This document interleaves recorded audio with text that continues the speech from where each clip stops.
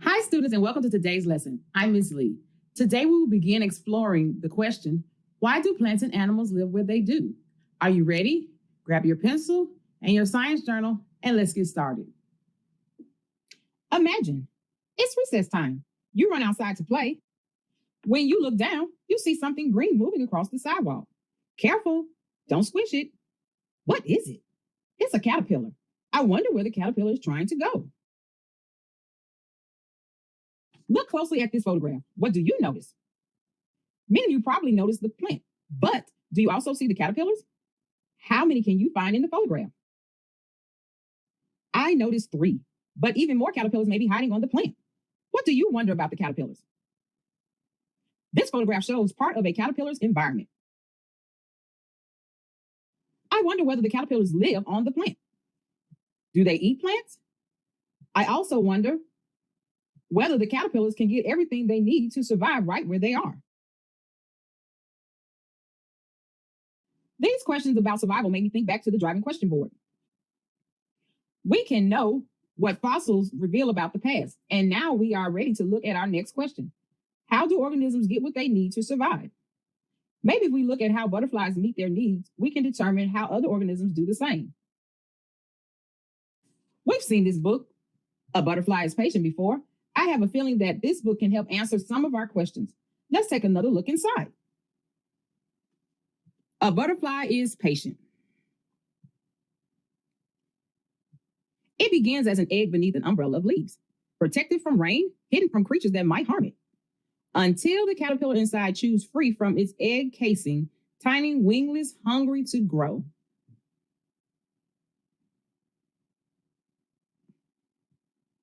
A butterfly is creative. A caterpillar feeds on leaves, eating so much that it must molt or shed its skin many times. It can grow up to 30,000 times larger than it was when it took its first bite. Once a caterpillar has eaten all that it needs, it creates a protective covering called a chrysalis. Curled inside the chrysalis, it is growing wings. Now it is time for metamorphosis, changing from one form to another. Do caterpillars have everything they need to survive right on that one plant? How do you think the caterpillar in the photograph will change over time? As the caterpillar eats the plant, it continues to grow. Once it has eaten all that it needs, it forms a protective covering called the chrysalis. The butterfly must be patient as it grows its wings inside. Now it's time for metamorphosis. And the butterfly finally emerges. We know so much more about a caterpillar's habitat and environment now. I wonder, do you think a caterpillar could live in a classroom environment? How could we answer this question? Are you thinking what I'm thinking? I think that we could look back at that list we made of caterpillar needs to see whether the classroom has everything a caterpillar needs for its habitat. Let's start with water. Do you see any water? I don't either. We don't have any water in our classroom for the caterpillar. How about food? Do you remember what caterpillars eat? That's right, plants. I don't see any plants either. So there's no food for a caterpillar. What about a place to make a chrysalis? So far, the only place we have seen a caterpillar make a chrysalis is on a plant. But could a caterpillar make its chrysalis somewhere else? Maybe. I'm not sure. So let's put a question mark by chrysalis for now. Finally, the caterpillar needs space to grow. We definitely have space in this classroom. For a caterpillar to survive the classroom environment, we would have to create a habitat that includes everything the caterpillar needs. We would have to create an artificial habitat.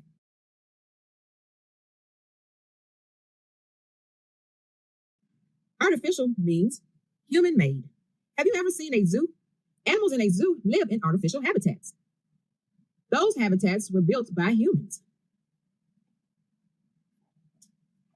Let's make a connection. Now that we know what artificial means, What other artificial habitats have you seen? Look at these animals and their habitats.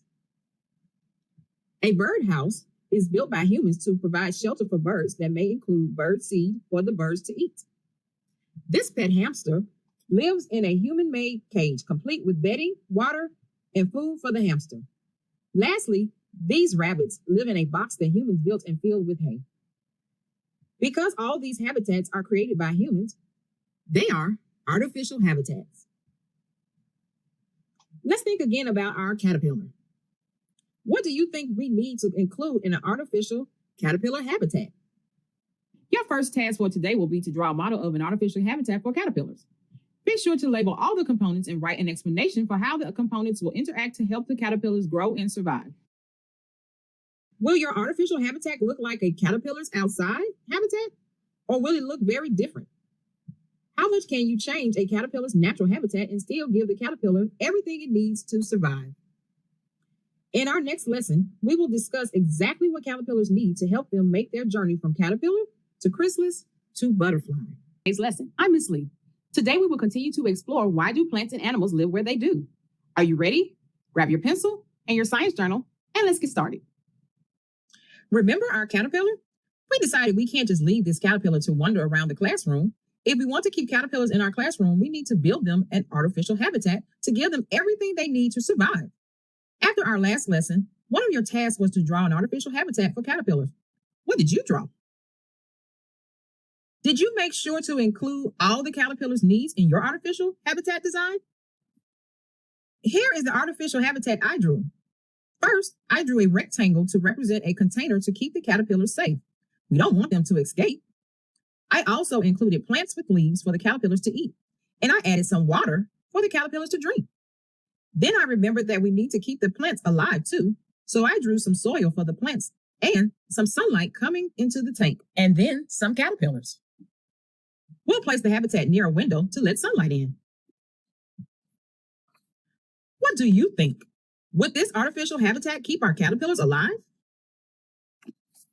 Wow, look at this artificial habitat. I can see 6 caterpillars in there. These caterpillars will one day become painted lady butterflies. Believe it or not, this artificial habitat has everything a caterpillar needs to survive. How can that be? Let's watch a video clip. What do you notice?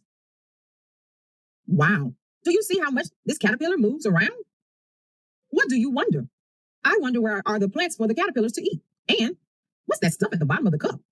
I also wonder how the caterpillars can live in such a tiny space. Do they have enough space to grow?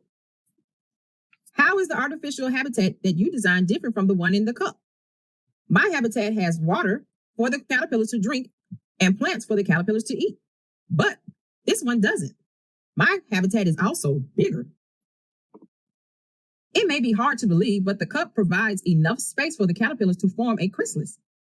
And the caterpillars get food and water by eating the mixture at the bottom of the cup. I'm impressed. The lid of the cup even has holes to let air in.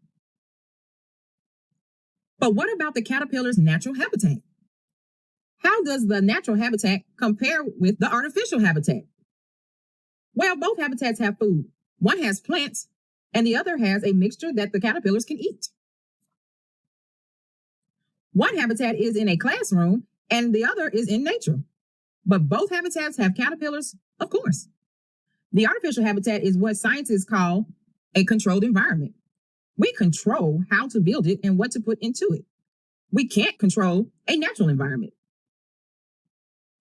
In a natural environment, other organisms can find their way in.